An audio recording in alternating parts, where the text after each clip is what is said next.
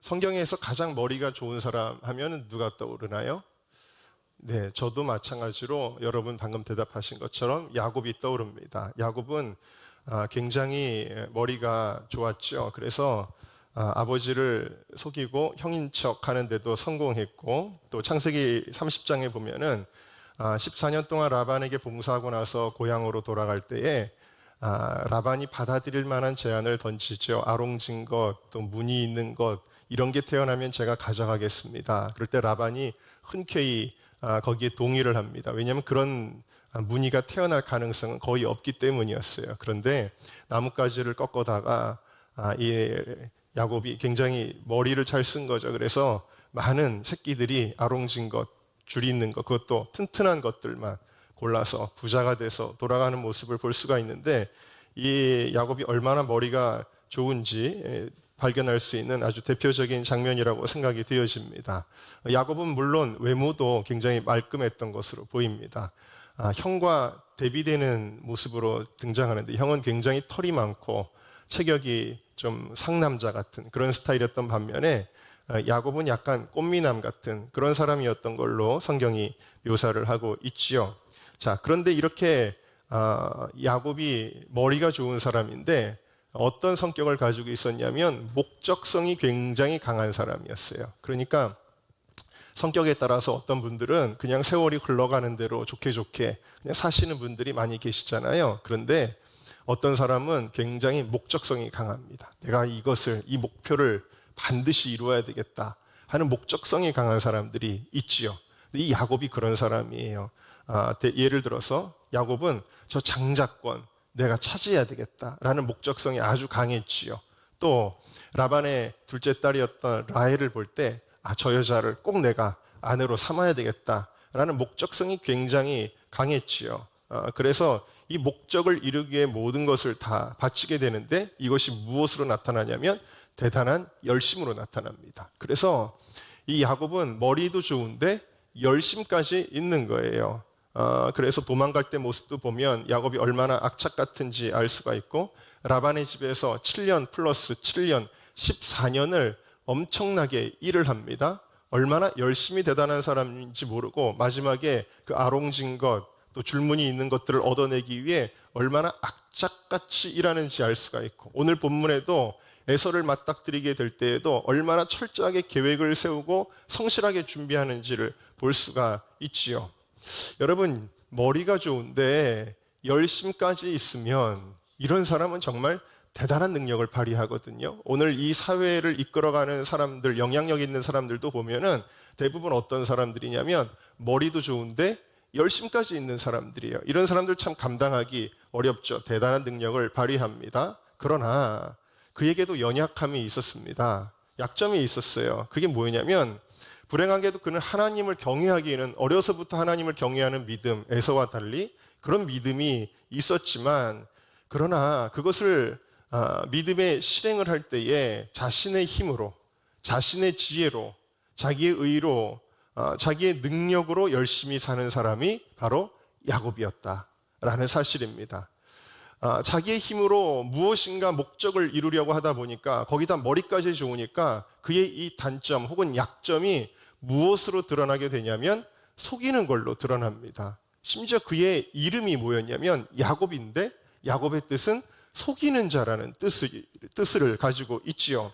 사실 이 속임의 속성은 야곱에게 그렇게 생소한 것은 아니었어요. 왜냐하면 그의 어머니에게서 물려받은 것이기 때문입니다.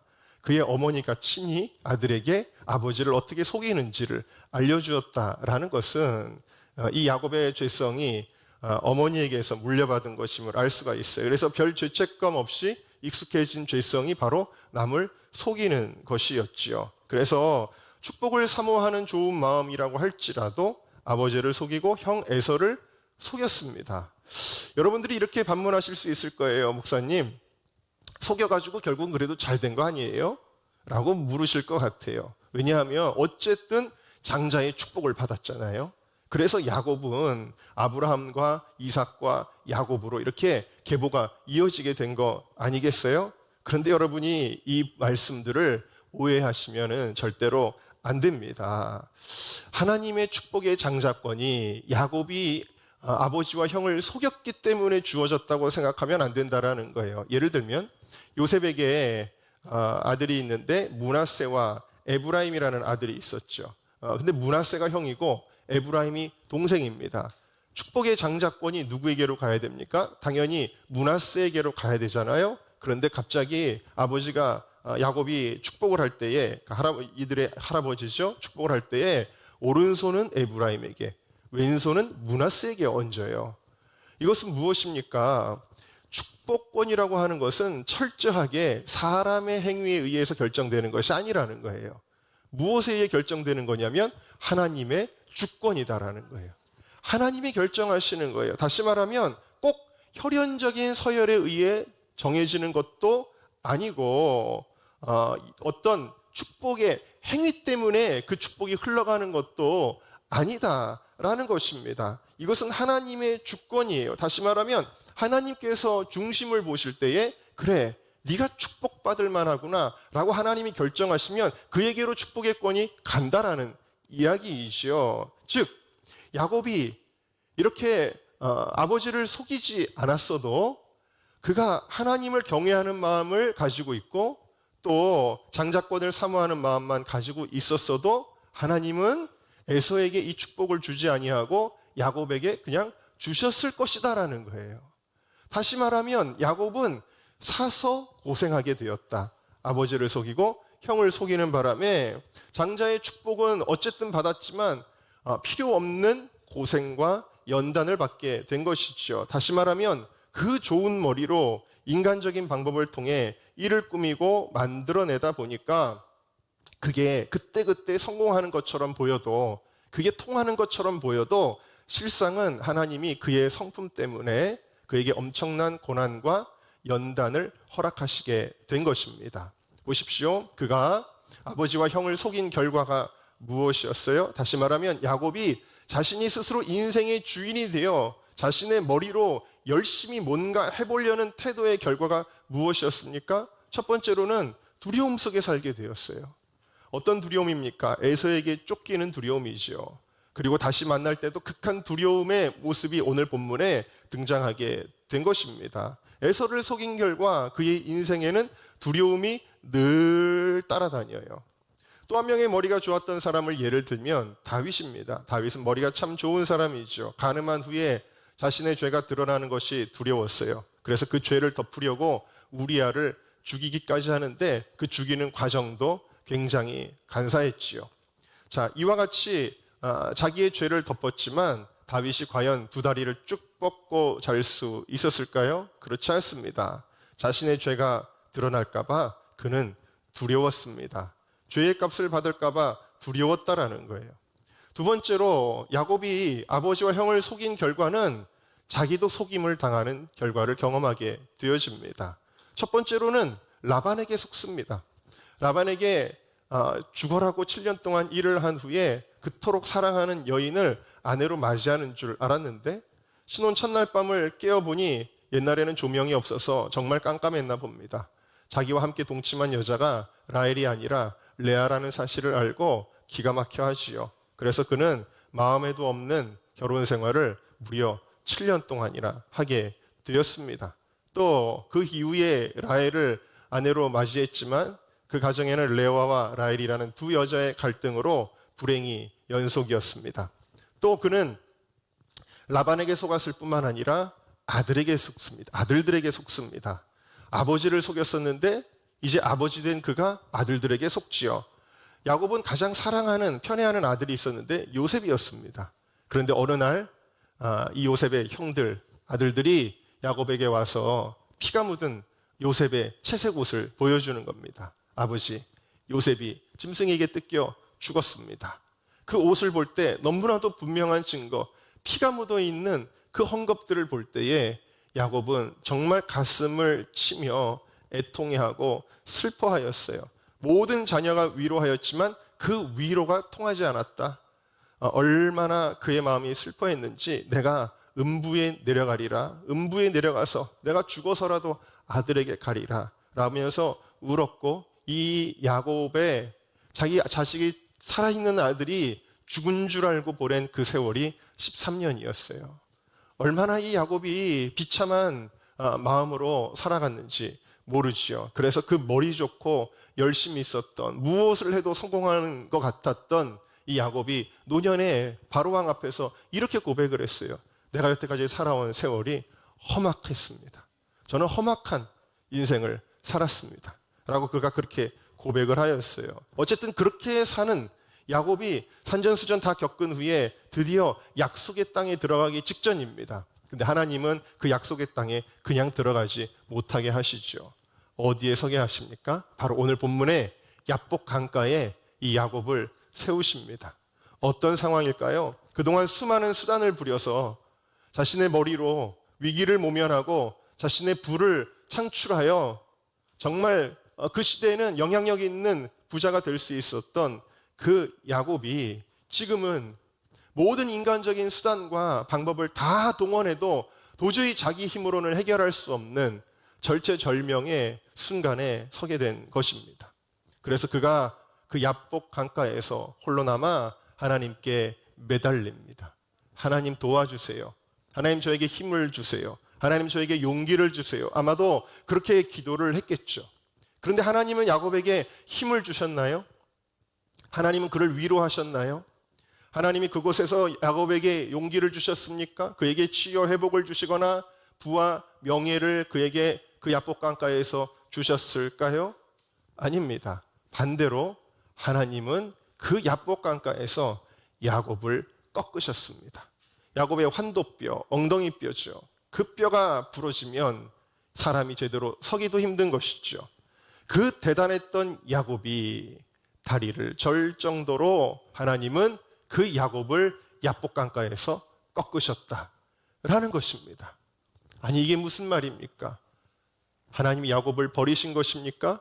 그렇지 않습니다. 바로 그 야곱의 환도뼈가 꺾이는 그 순간 야곱은 그 순간 새로운 피조물로 태어나게 되어집니다. 하나님은 야곱을 더 이상 야곱이라 부르지 않고, 다시 말해 이 간사하게 속이는 야곱아 라고 부르지 않고 야곱에서 그의 이름을 이스라엘로 바꿔주십니다. 이스라엘이 이름의 뜻은 하나님과 겨뤄 이겼다는 뜻이죠. 하나님과 씨름했던 야곱이 하나님이 네가 이겼다라고 이야기할 정도로 정말 간절히 기도했던 것이에요. 그런데 이 이름의 또 다른 뜻은 하나님은 지배하신다, 하나님은 통치하신다라는 거예요. 다시 말하면 여태까지 야곱의 인생은 누가 움직였습니까? 야곱이 운전대를 잡고 자기의 생각과 방법과 머리를 의지하여 살아왔던 거예요. 그런데 이 순간 드디어 하나님이 야곱의 삶의 주인이 되셨다라는 뜻을 가지고 있는 거예요.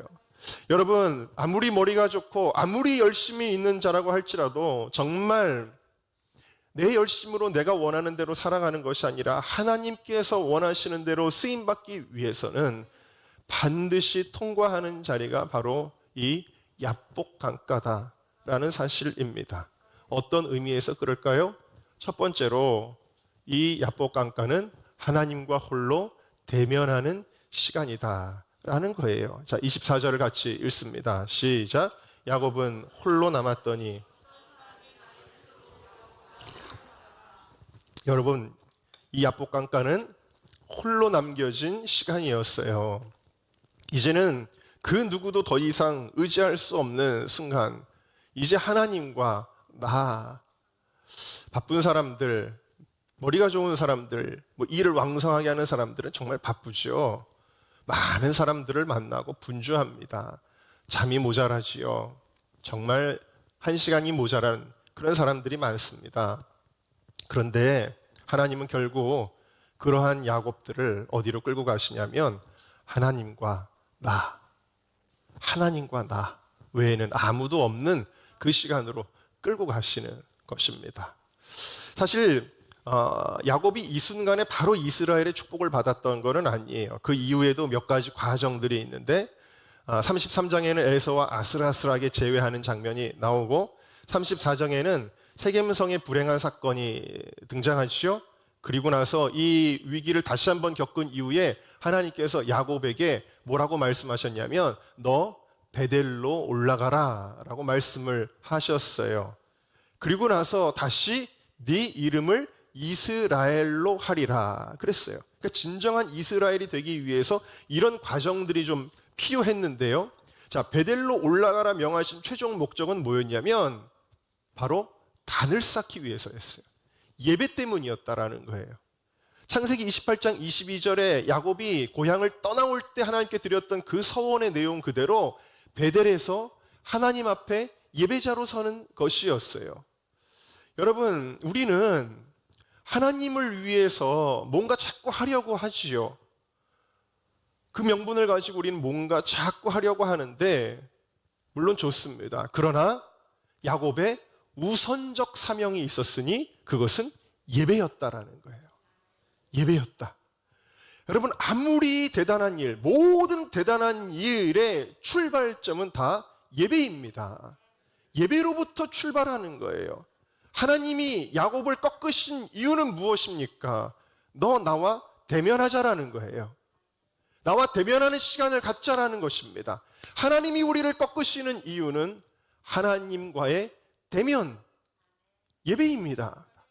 여러분, 하나님은 창공을 날아다녔던 우리의 날개를, 이 야곱의 날개를 꺾으시는 때가 있어요. 날개가 꺾어졌을 때 그 꺾어진 날개로 퍼득거릴 것이 아니에요. 하나님이 꺾으셔서 엎어졌으면 그 엎어짐으로 기도하라는 뜻이다 라는 사실입니다. 여러분, 만약에 고시 공부를 하던 학생이 시험에 낙방하면 어떤 마음을 가질까요? 어떻게든 날아오르려고 퍼득거릴 거예요. 기도할 시간을 줄여서라도 제가 더 공부를 해야 되겠습니다. 제가 교회 사명을 좀 줄여서라도 공부를 더 해야 되겠습니다. 라고 생각을 할지 모르겠습니다. 그러나 하나님의 뜻은 무엇일까요? 내가 네 날개를 꺾었으니 너는 나에게 더 엎드려야 되겠다. 그 꺾어진 날개를 가지고 퍼득거릴 것이 아니라 나와 대면하자. 그 시험에 낙방한 가난한 심령을 가지고 그 하나님을 다시 만나는 거예요. 여러분, 만약에 사업을 하던 사람이 날개가 꺾이면 어떻게 할까요? 보통 사업이 잘 되던 사람이, 돈을 많이 벌던 사람이 갑자기 사업이 안 되면 다시 날아오르려고 더 퍼득거릴 거예요. 그러나 그것은 어쩌면 하나님의 뜻이 아닐 수 있습니다. 내가 너와 시간을 보내야 되겠다라는 것이에요. 다시 말하면 부자였던 사람이 가난해졌다고 해서 그 가난에서 다시 빨리 어떻게든 벗어나려고 할 것이 아니라 그 가난한 상태에서 하나님을 만나는 거예요.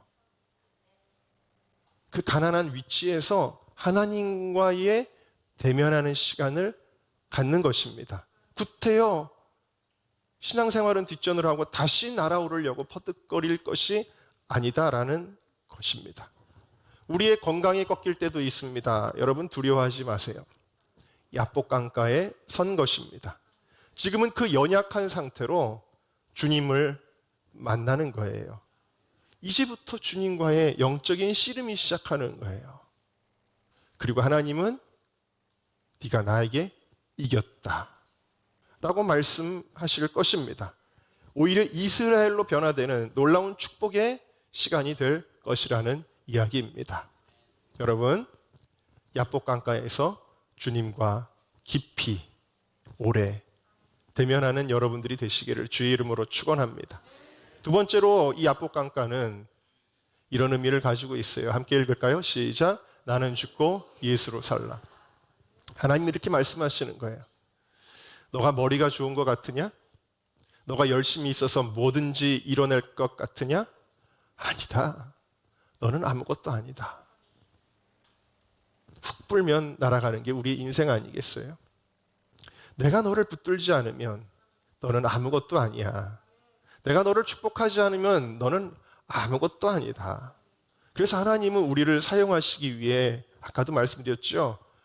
우리에게 채워주시고 높여주시고 강하게 하시는 것이 아니라 우리를 꺾으시는 하나님이세요. 사울이라고 하는 청년이 다메섹에서 자기의 열심으로 달려가다가 하나님이 빛 가운데 그를 말 아래로 꺾어버리셨어요. 대굴대굴 굴러서 땅에 엎드려집니다. 사울아 사울아 네가 어찌하여 나를 핍박하느냐. 주여 니시오니까 나는 네가 핍박하는 예수라. 그의 인생이 송두리째 부정되는 순간이었어요.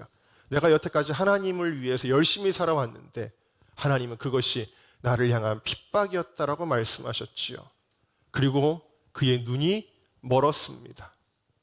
대단했던 청년, 최고의 학벌과 문벌과 그리고 성품으로 존경받던, 거기다가 열심까지 있었던, 여러분 사울이라고 하는 청년이 얼마나 머리가 좋았는지는 후에 바울이 수많은 서신들을 기록한 것만 봐도 알 수 있지요.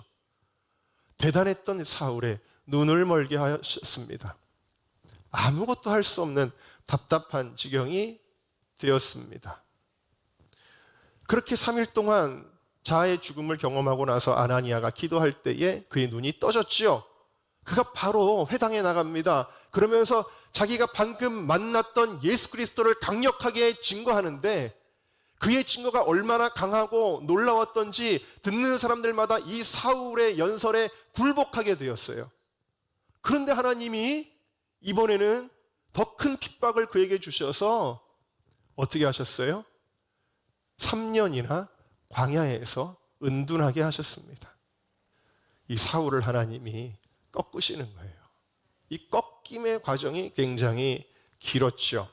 이 꺾임의 과정들을 통해 바울이 그의 인생의 모토라고 할 수 있는 고백을 하게 되어집니다. 갈라디아서 2장 20절에 내가 그리스도와 함께 십자가에 못 박혔나니 그런즉 이제는 내가 산 것이 아니요 오직 내 안에 그리스도께서 사신 것이라. 아멘.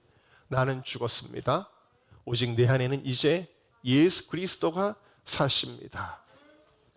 웨일즈 부흥의 시발이 되었던 에반 로버츠가 했던 기도도 하나님 우리에게 부흥을 주소서, 우리에게 능력을 주소서가 아니었어요. 그의 기도는 주여 우리를 굴복시키소서였습니다. 주님은 정말 주님께 굴복된 자 하나를 찾으시는 거예요. 죽어져야 됩니다. 자꾸 하나님 나를 높여주세요. 하나님 나에게 더 큰 능력을 주세요. 더 많은 영향력을 주세요라고 우리가 구할 것이 아니라 반대로 하나님 나를 굴복시켜 주소서. 나는 죽고 오직 내 안에 예수님이 사시게 하여 주옵소서. 이 십자가가 나에게 진짜 십자가가 되게 하여 주옵소서. 인생을 오래 살면 살수록, 사역을 오래 하면 오래 할수록 하나님의 은혜와 축복을 더 많이 경험하면 경험할수록 깨닫는 것이 있어요. 그게 뭐냐면 나는 자신이 없다. 하나님이 하시지 않으면 나는 아무것도 없다. 나는 아무것도 아니다 라는 거예요. I'm nothing.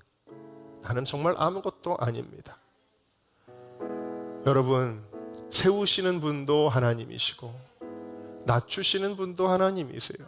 우리를 부유하게 만드시는 분도 하나님이시고 우리를 가난하게 낮추시는 분도 하나님이시며 우리를 건강하고 활발하게 만드시는 분도 하나님이시고 우리를 연약한 상태로 두시는 분도 하나님이시지요.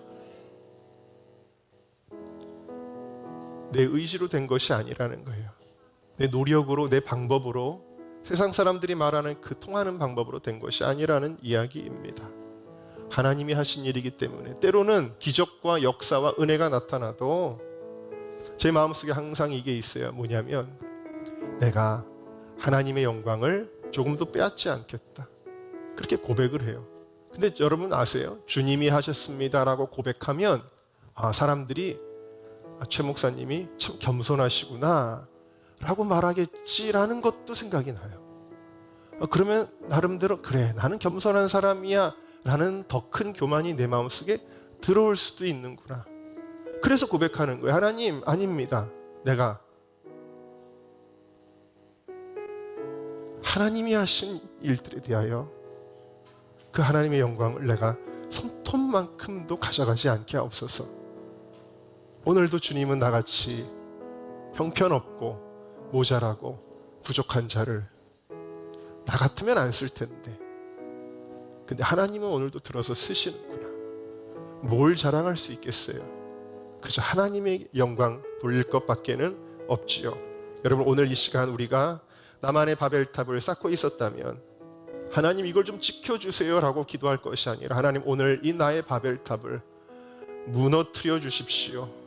하나님, 내 자아가 살아서 지금 움직이고 꿈틀거리고 활발하다면 하나님, 꼼짝할 수 없이 나를 굴복시켜 주십시오. 그렇게 우리의 환도뼈가 부러지고 바닥에 우리가 엎드려지게 되면, 그래서 거기에 엎드려 우리가 한없이 눈물로 기도하면서 하나님, 저는 정말 아무것도 아니에요. 주님, 저를 좀 붙잡아 주세요. 우리가 기도하면 바로 그때 하나님의 손이 우리를 붙잡아 주시는 거예요. 그때 하나님이 비로소 우리의 인생을 일으켜 주시는 거예요.